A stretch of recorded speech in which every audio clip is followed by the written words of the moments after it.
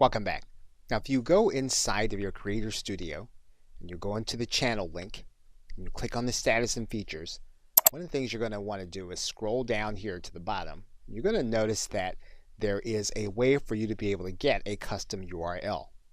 Now, currently, this channel that we're using for the sake of this tutorial course is ineligible for a custom URL.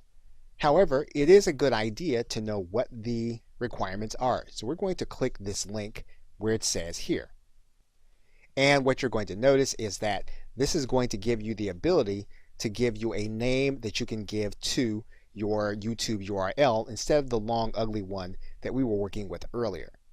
So what we're going to do is we're going to scroll down and then we're going to click General Eligibility Requirements.